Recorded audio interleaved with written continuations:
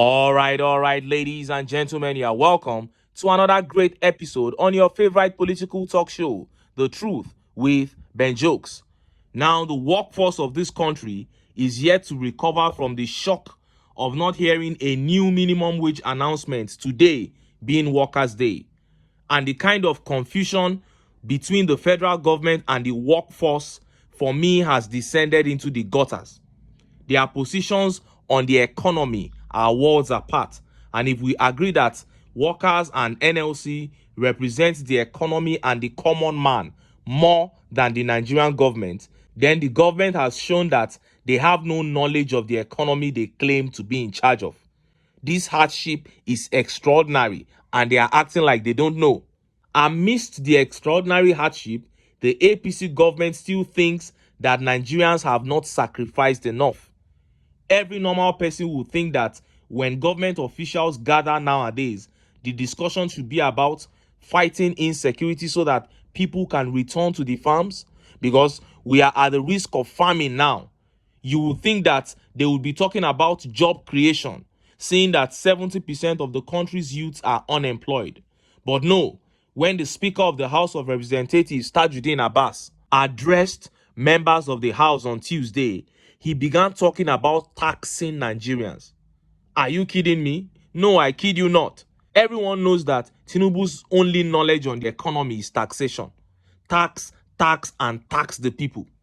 Only 3 days ago, he was talking to Bill Gates about taxation. And yesterday, Speaker Tajuddin Abbas said Nigeria has the lowest value-added tax in Africa. And Nigerians were like, oh, so now you want to increase tax, right? Before I show you how he said it and how Nigerians reacted, let me quickly show you this update.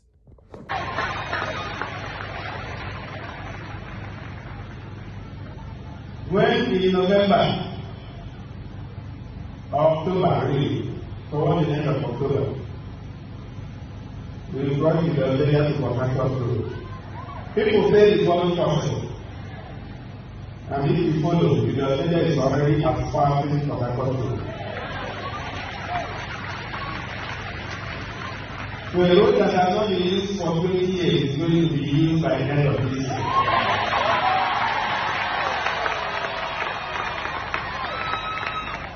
So this is still early morning. 11 months. Greater things are coming by His grace. Wow, that is yet another extraordinary feat there by the best governor in Nigeria, Labour Party's Alex Otti. A road that has not been used for 20 years is going to be in use by the end of this year. This is what we try to point out to Nigerians. These guys in the political class try to make it seem like governance is rocket science. It is not. It is all about commitment. Otti has just been there for 11 months and he has surpassed those who spent 8 years there. Now tell me, if a governor has been able to make so much positive impact in 11 months, how come we haven't seen positive impact from a president? And if there is any impact that I'm missing, please let me know in the comment section, please. And Otti told a Bible story in that speech when Nathanael asked Philip, the disciple of Jesus Christ, after Philip told him he had found the Savior Jesus and that he is from Nazareth. Nathanael asked Philip, he said, can anything good come out of Nazareth? And Philip answered, come and see. Alex Otti said, henceforth, the people of ABIA should tell those who have mocked and doubted the state to come and see. Today, our country, Nigeria, is being mocked all over the world. But if we get in a man like Peter Obi, under 12 months, we will tell the world, come and see. Come and see our reforms in the agricultural sector.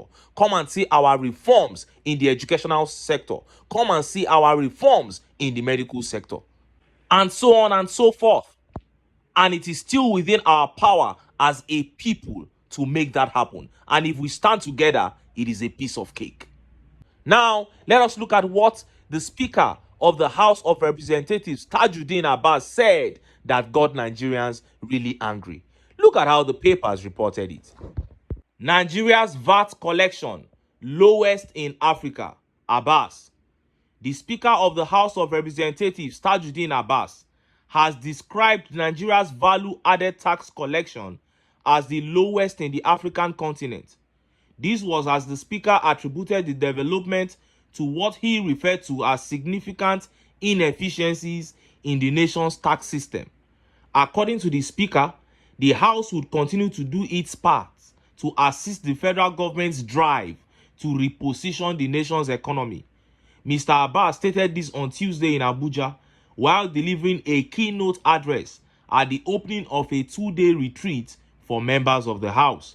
The legislative retreat on economic transformation and development was organized by the House in collaboration with the Federal Inland Revenue Service and the Konrad Adenauer Stiftung Foundation. Speaking on the theme, Navigating Change, Legislative Strategies for Economic Transformation, Abbas noted that the House made a deliberate decision to focus on tax reforms and modernization, as well as a review for the implementation of the Petroleum Industry Reform Act 2021. He said, comparatively, Nigeria's efficiency in collecting value-added tax is the lowest among its African peers, indicating significant inefficiencies in its tax system.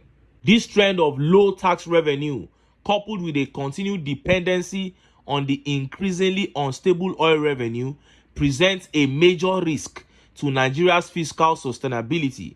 It also highlights an important area for potential reform to boost revenue and stabilize the country's economic framework. He continued, as a crucial arm of government, the legislature has a crucial role in shaping our nation's economic transformation and development. Part of our lawmaking powers is the authority to enact tax reforms and strengthen resource governance mechanisms. By designing and implementing progressive tax policies, we strive to ensure a fair and efficient tax system that boosts revenue while fostering economic growth and equity. Now, you heard that. Now, I can almost assure you that before the end of this month of May, you will read that the federal government has increased value-added tax. And the last time value-added tax, VAT, was increased in this country, the one I remember vividly is the increase under Buhari. Last time VAT was raised, every single, when I say every single, I mean every single item in this country jumped up in cost. The inflation took another dimension. That was when a bag of rice hit 35,000 naira. And that is the next step that this administration is planning to take. And the speaker there was saying they had to take more taxes because of dwindling oil revenue.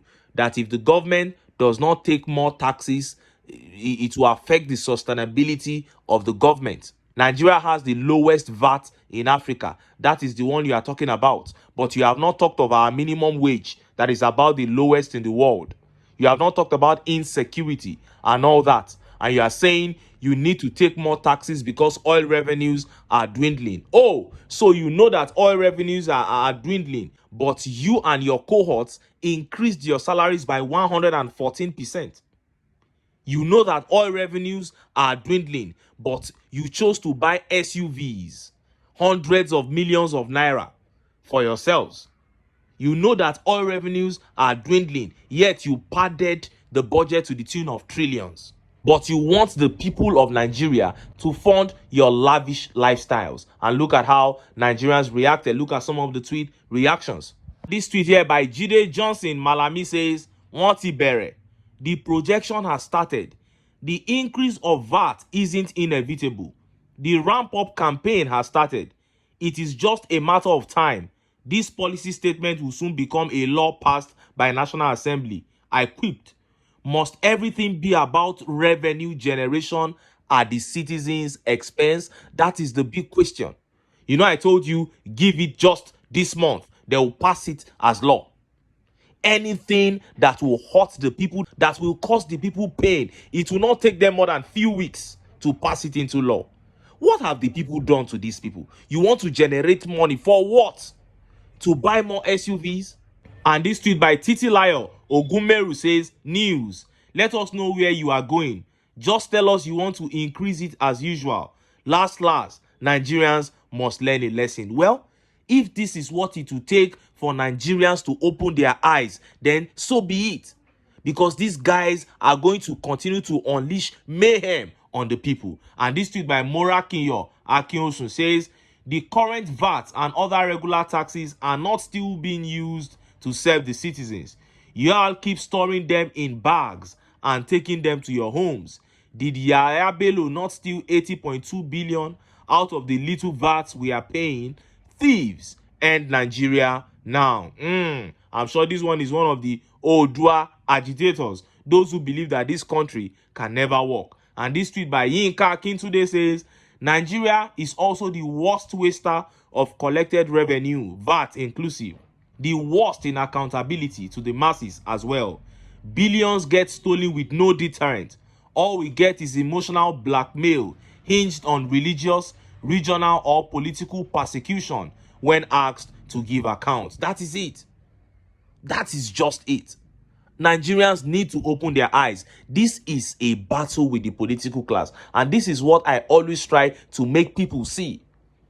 I know a lot of people have seen it, but I want us to come to a point where we will not even have anybody, or let it just be like 1% of Nigerians being motivated by religion or tribe to support politicians. Because the power still lies with the people. If the people can use their brains and prioritize their own welfare ahead of everything, these guys will become powerless immediately. Anyway, make I leave am here. My dear country people, make una use una tongue count una teeth. As for me, make I still enter town. Make I go get some ogbonge political news wey una go like. Why? Because of una. Now I dey here, so don't go away. Don't